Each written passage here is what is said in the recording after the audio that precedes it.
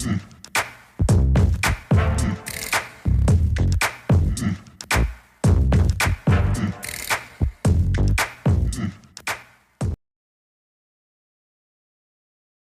friends, welcome to Cinema Rasikan. நம்ம இன்னைக்கு movie ரிவ்யூல பார்க்க போற படம் 2 வீக்ஸ் பிஃபோர் ரிலீஸ் ஆன மலையாள படம். அந்த டைம்ல என்னால் ரிவ்யூ பண்ண முடியல. இப்போதான் என்னால் இந்த படத்தோட ரிவ்யூ போட முடிஞ்சிச்சு. படத்தோட பேர் தலைவன். இது ஒரு கிரைம் த்ரில்லர் மூவி. இந்த படத்தோட ஸ்டோரி அண்ட் ரிவ்யூ பார்க்குறதுக்கு முன்னாடி சினிமா ரசிகன் சேனலுக்கு இப்போ தான் ஃபஸ்ட் டைம் வந்திருக்கீங்கன்னா இந்த வீடியோ ஃபுல்லாக பாருங்கள். பிடிச்சிருந்தா லைக் பண்ணுங்கள், கமெண்ட் பண்ணுங்கள். அப்படியே சினிமா ரசிகன் சேனலை சப்ஸ்கிரைப் பண்ணுங்கள். கூட பக்கத்தில் இருக்க பெல் ஐக்கானே தட்டி விடுங்க. அப்போ தான் நான் போகிற வீடியோஸ் உடனுக்குடன் வந்து சேரும்.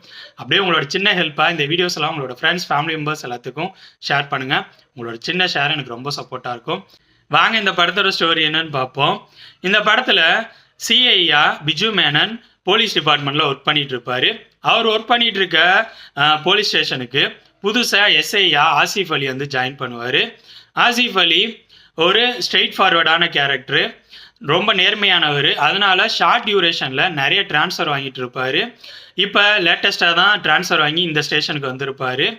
பிஜு மேனனும் அப்படி தான் ஸ்ட்ரெயிட் ஃபார்வர்டு, அவரும் நேர்மையானவர். இவங்க ரெண்டு பேருக்கு இடையில குறுகிய காலத்திலேயே மோதல் உருவாகுது. அந்த மோதல்னால இவங்க ரெண்டு பேருக்கு இடையில டோட்டலாக ஒரு மிஸ் அண்டர்ஸ்டாண்டிங் உருவாகிடுது. இந்த மாதிரி இருக்க சூழ்நிலையில் பிஜு மேனன் அவரோட வீட்டு மாடியில் ஒரு இளம்பெண் வந்து கொல்லப்பட்டு கிடக்குறாங்க. இந்த கேஸை போலீஸ் டிபார்ட்மெண்ட் இன்வெஸ்டிகேஷன் பண்ண ஆரம்பிக்கிறாங்க. திலீஷ் போத்தன் தான் இன்வெஸ்டிகேஷன் பண்ணுறாரு. பிரைமரி சஸ்பெக்டாக பிஜு மேனனை அரெஸ்ட் பண்ண வேண்டிய சூழ்நிலை வந்து திலீஷ் போத்தன் அரெஸ்ட் பண்ணுறாரு. திலீஷ் போத்தனும் பிஜு மேனனும் ஸ்கூல் டேஸ்லேருந்து ஃப்ரெண்ட்ஸ். இப்படி இருக்க டைமில் இந்த கேஸ் திலீஷ் போத்தன்ட்டேருந்து எஸ்ஐயான ஆசிஃப் அலியோட கைக்கு போகுது. அவர் தான் இந்த கேஸை இன்வெஸ்டிகேஷன் பண்ணுங்கிற சூழ்நிலை உருவாகுது. ஸோ அவர் வேறு வழி இல்லாமல் இந்த கேஸை இன்வெஸ்டிகேஷன் பண்ண ஆரம்பிக்கிறாரு. இதுக்கப்புறம் படத்தில் நடக்கிற சம்பவங்கள் தான் தலைவன். வாங்க இந்த படத்தோட பாசிட்டிவ்ஸ் பற்றி பார்ப்போம். ஃபஸ்ட்டு பாசிட்டிவ் எனக்கு பட்டு இந்த படத்தோட screen play. First half screen play நல்லாவே இருந்துச்சு, ஓரளவு பரபரப்பாகவே போச்சு.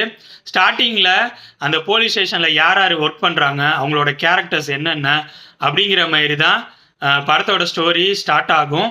அப்புறம் பிஜு மேனன் எப்படிப்பட்டவர், ஆசிஃப் அலி எப்படிப்பட்டவர்னு சொல்லிட்டு ஒரு ஸ்ட்ராங்கான பேஸை உருவாக்கிடுவாங்க.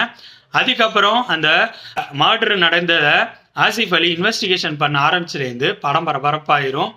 அதுக்கப்புறம் நல்லாவே போகும். செகண்ட் ஹாஃபும் அப்படி தான் பரபரப்பாக தான் போகும். செகண்ட் ஹாஃபில் ஒரு சின்ன விஷயம் இருக்குது, அது என்னன்னு நான் பின்னாடி சொல்கிறேன். நெக்ஸ்ட்டு ஃபர்ஸ்டே எனக்கு பட்டது இந்த படத்தோட டெக்னிக்கல்ஸான ஒளிப்பதிவு, பேக்ரவுண்ட் மியூசிக், எடிட்டிங், இந்த 3 விஷயங்களும் ஒரு கிரைம் த்ரில்லருக்கு என்ன தேவைப்படுமோ அதை பக்காவே கொடுத்துருக்காங்கன்னு சொல்லுவேன். ஒளிப்பதிவு சரண் வேலாயுதன், எடிட்டிங் சூரஜ், அப்புறம் மியூசிக் தீபக் பண்ணியிருக்காங்க. இவங்க 3 பேரும் அவங்களோட பங்களிப்பை இந்த படத்துக்கு கரெக்டாகவே கொடுத்துருக்காங்கன்னு நான் சொல்லுவேன். அடுத்த பாசிட்டிவ் எனக்கு பட்டது இந்த படத்தில் நடித்தவங்களோட பர்ஃபார்மன்ஸ். எல்லாரோட பர்ஃபார்மன்ஸும் சூப்பராகவே இருந்துச்சு. குறிப்பிட்டு சொல்லணும்னா ஃபஸ்ட்டு ஆசிஃப் அலி அப்புறம் பிஜு மேனன், இவங்க 2 பேரோட பர்ஃபார்மன்ஸை தான் சொல்லணும். இவங்க 2 பேரோட பர்ஃபார்மன்ஸும் செம்ம சூப்பராக இருந்துச்சு. அந்தந்த கேரக்டர்ஸாகவே வாழ்ந்திருக்காங்கன்னு சொல்லலாம். இவங்க 2 பேரோட கேரக்டரையும் ரொம்பவே ஸ்ட்ராங்காக டிசைன் பண்ணியிருக்காங்க. அதை உணர்ந்து இவங்க 2 பேரும் சூப்பராகவே நடிச்சிருக்காங்கன்னு சொல்லுவேன். நெக்ஸ்ட்டு அந்த நெகட்டிவ் கேரக்டர் ஒருத்தவங்க இருக்காங்க, அவங்களோட பர்ஃபார்மன்ஸ் கிளைமேக்ஸில் தான் ரிவீல் ஆகும். அவங்களோட பர்ஃபார்மன்ஸும் சூப்பராக இருந்துச்சு. இவங்க மட்டும் இல்லாமல் படத்தில் நடித்த எல்லாரோட பர்ஃபார்மன்ஸும் நல்லா இருந்துச்சு. அடுத்த இந்த படத்தில் நெகட்டிவ்ஸ் பற்றி சொல்லணும்னா எனக்கு அதுவும் இந்த படத்தில் பெருசாக நெகட்டிவ் தெரியல. ஒரே ஒரு விஷயம் சொல்லலாம், அது என்னென்னா செகண்ட் ஹாஃபில் இவங்க கிளைமேக்ஸை கொஞ்சம் இழுத்து கொண்டு போய் இந்த மாதிரி ஃபீலை உருவாக்கி இருந்துச்சு. அந்த கிளைமேக்ஸ் பக்கத்தில் யார் அந்த குற்றவாளின்னு ரிவீல் பண்ணுறதுக்கு இவங்க ஒரு மாதிரி லைட்டாக இழுத்து கொண்டு போன மாதிரி தான் எனக்கு ஃபீல் உருவாக்குனுச்சு. ஓவராலாக சொல்லணும்னா என்னை பொறுத்த வரைக்கும் இந்த படம் டீசெண்டான கிரைம் த்ரில்லர் மூவி. உங்களுக்கு மலையாளத்தில் ரிலீஸ் ஆகிற crime thriller movies, crime investigation thriller மூவிஸ்லாம் பிடிக்குன்னா நீங்கள் இந்த படத்தை கண்டிப்பாக பார்க்கலாம். இந்த படத்தில் எந்த அடல்ட் கண்டென்ட்டும் இல்லை, எந்த செக்ஷுவல் கண்டென்ட்டும் இல்லை. ஸோ பார்க்கணுன்னு நினைக்கிறவங்க போய் பார்த்து என்ஜாய் பண்ணுங்கள். ஓகே ஃப்ரெண்ட்ஸ், இந்த வீடியோ உங்களுக்கு பிடிச்சிருக்குன்னு நினைக்கிறேன். தேங்க்ஸ் ஃபார் வாட்சிங். இந்த வீடியோ பிடிச்சிருந்தால் லைக் பண்ணுங்கள், கமெண்ட் பண்ணுங்கள், ஷேர் பண்ணுங்கள்.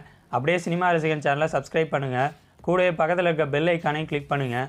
அப்போ தான் நம்ம போடுற வீடியோஸ் உடனுக்குடன் வந்து சேரும். தேங்க்யூ.